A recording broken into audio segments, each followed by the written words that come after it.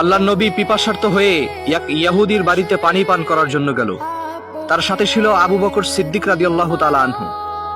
তো তারা যখন দরজায় কড়া নাড়ল, ভিতর থেকে একজন মহিলা আওয়াজ করে বলল, বাসায় কোনো পুরুষ নাই, আপনারা কি চান? তখন আবু বকর সিদ্দিক রাদিয়াল্লাহু তাআলা আনহু বলল, আমরা খুবই পিপাসার্থ, আমাদের পানির প্রয়োজন, আমরা একটু পানি পান করতে চাই। তখন ওই মহিলা বলতেছে, দুঃখিত, আমাদের ঘরে এখন পর্যন্ত কোনো খাবার দাওয়া নাই, পানি নাই।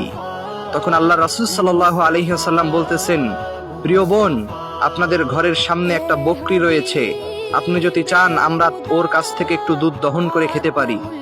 তখন ওই মহিলা বলতেছে, সব ঠিক আছে, কিন্তু এই বকরি তো খুবই অসুস্থ, এর তো দুধ নাই। তখন রাসূলুল্লাহ সাল্লাল্লাহু আলাইহি ওয়াসাল্লাম বলতেছে, প্রিয় বোন, আপনি যদি অনুমতি দেন এইখান থেকে আমি দুধ দহন করতে পারি। তখন ইহুদি বলতেছে, আচ্ছা ঠিক আছে, দেখেন আপনারা কিরকম পারেন। তখন রাসূলুল্লাহ সাল্লাল্লাহু আলাইহি ওয়াসাল্লাম বিসমিল্লাহ বলে বকরির পিঠের উপরে যখন হাত চড়িয়ে দিলেন, সাথে সাথে বকরি অঝরেই দুধ দিতে শুরু করলো এবং বাটির পর বাটি দুধ দিয়ে ভরে ফেললেন। সবাই মিলে পানাহার করলেন।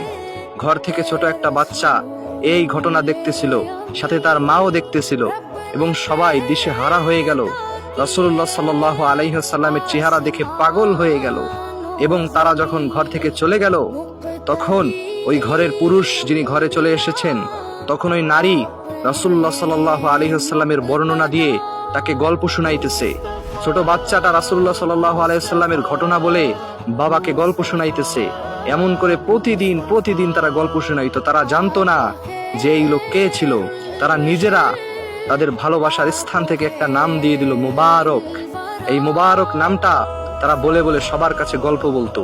একটা সময় এলাকার সবার কাছে এই গল্পটা বলা ছিল যে একজন এসেছেন, বকরির পিঠে হাত দেওয়ার সাথে সাথে অসুস্থ বকরি দুধ দেওয়া শুরু করেছে।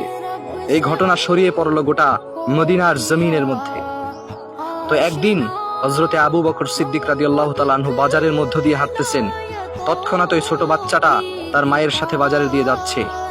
ছোট বাচ্চাটা তার মাকে ডাক দিয়ে বলল, মা মা, ওই যে দেখো, আমাদের বাসায় যে মুবারক এসেছিল তার সাথে যে লোক এসেছিল তাকে দেখা যাচ্ছে। ছোট বাচ্চাটা আবু বকর সিদ্দিক রাদিয়াল্লাহু তাআলা আনহুকে বলতেছে, প্রিয় ভাই, আপনার সাথে আমাদের বাসায় সেদিন একজন এসেছিল, যিনি বকরির পিঠে হাত দেওয়ার সাথে সাথে অসুস্থ বকরি দুধ দেওয়া শুরু করেছিল। সেই লোকটাকে আমরা দেখতে চাই, সেই মুবারককে আমরা দেখতে চাই। তখন আবু বকর সিদ্দিক বলতেছে, তার নাম তো মুবারক না, তার নাম হচ্ছে মুহাম্মাদুর রাসূলুল্লাহ সাল্লাল্লাহু আলাইহি ওয়াসাল্লাম। তারা শুনে তারা পরিবার সহ মুহাম্মাদুর রাসূলুল্লাহ সাল্লাল্লাহু আলাইহি ওয়াসাল্লামের দরবারে চলে গেলেন। দরবারে যাওয়ার পরে আমার রাসূল আকরাম সাল্লাল্লাহু আলাইহি ওয়াসাল্লামের চেহারা দেখে তারা সবাই অজরে কাঁদতে শুরু করলেন।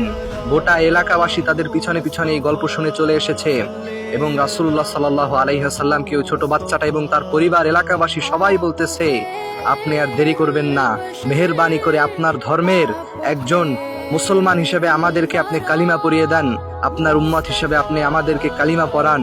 ইয়া রাসূলুল্লাহ, আমরা আপনার হাতে কালিমা পড়তে চাই। সুবহানাল্লাহি ওয়া বিহামদি।